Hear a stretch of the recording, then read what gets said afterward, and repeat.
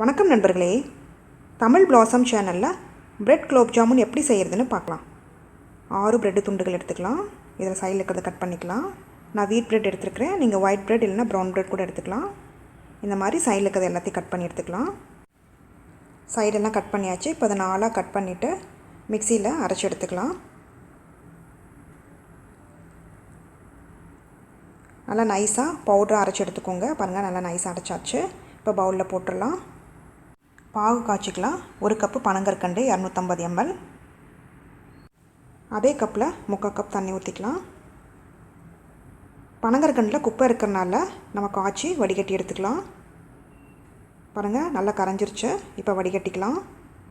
Sugar syrup தண்ணியாக இருக்கக்கூடாது, அரை கம்பி பதம் இருக்கிற மாதிரி பார்த்துக்கோங்க. இப்போ நல்லா வடிகட்டியாச்சு. எவ்வளோ குப்பை இருக்குது பாருங்கள். ஏலக்காத்தூள் 1/2 டீஸ்பூன் சேர்த்துக்கலாம். பிரெட் க்ரம்ஸில் காய்ச்சின பால் 1/2 கப்பு ஊற்றிக்கலாம். டபுள் க்ரீம் மில்க் எடுத்துருக்கிறேன். டபுள் க்ரீம் மில்க் இல்லைன்னா மில்க் பவுடர் கொஞ்சமாக சேர்த்து நல்லா பிசைஞ்சிக்கோங்க. ஏன்னா அப்போ தான் குலோப் ஜாமுன் சாஃப்டாகவும் டேஸ்ட்டாகவும் இருக்கும். கொஞ்சம் கொஞ்சமாக பால் சேர்த்து பிசைஞ்சிக்கலாம். வீட் பிரெட்னால 1/2 கப் தேவைப்பட்டுச்சு. ஒயிட் பிரெட்டு ப்ரௌன் பிரெட்னா அதுக்கேற்ற மாதிரி பால் தேவைப்படும். 1 டீஸ்பூன் நெய் சேர்த்துக்கலாம். சேர்த்து நல்லா பிசைஞ்சிக்கலாம். மாவு ரொம்ப தண்ணியாகவும் இருக்கக்கூடாது, கெட்டியாகவும் இருக்கக்கூடாது. இந்த பத்துக்கு இருக்கணும். பாருங்கள், மாவு எவ்வளோ சாஃப்டாக இருக்குன்னு பிசைகிறப்பவே. ரொம்ப அழுத்தி பிசையணும்னு அவசியம் கிடையாது. இந்த அளவுக்கு பிசைஞ்சால் போதும். இப்போ மூடி வச்சிடலாம். 10 நிமிஷம் ஊறிட்டு இருக்கட்டும். பாதாம், பிஸ்தா, முந்திரி ஒன்று 7 எடுத்து சின்னதாக இந்த மாதிரி கட் பண்ணி வச்சுக்கலாம். 10 நிமிஷம் ஆயிடுச்சு. எவ்வளோ சாஃப்டாக இருக்குது பாருங்கள். மாவு கொஞ்சமாக எடுத்துக்கலாம். எடுத்து இந்த மாதிரி தட்டையாக பண்ணி பாதாம் 2, பிஸ்தா 2, முந்திரி 2 போட்டு சைடில் எல்லாம் மடிச்சுக்கலாம். வெளியில் வராத மாதிரி நல்லா உருட்டிக்கலாம்.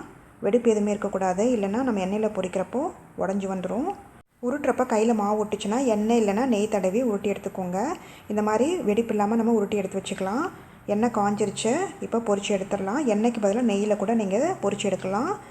5 போட்டு பொரிச்சு எடுத்துக்கலாம். ரொம்ப ஜாஸ்தி போடாதீங்க, வேகாது. மீடியம் ஃப்ளேம்லேயே வச்சு பொரிச்சு எடுத்துக்கலாம். ஹை ஃப்ளேமில் வச்சிங்கன்னா உள்ளெல்லாம் வேகாது, கருகிரும். இந்த மாதிரி திருப்பிடுங்க. எல்லா பக்கமும் நல்லா வேகணும். பாருங்கள், லைட் கோல்டன் ப்ரௌன் கலரில் ஆயிடுச்சு. இதே மாதிரி மிச்சம் இருக்கிறதையும் நம்ம பொரிச்சு எடுத்துடலாம்.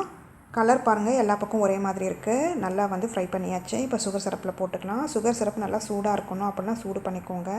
ஒரு 5லேருந்து 7 மணி நேரம் விட்டுருங்க. நல்லா ஊறிட்டுருக்கட்டும்.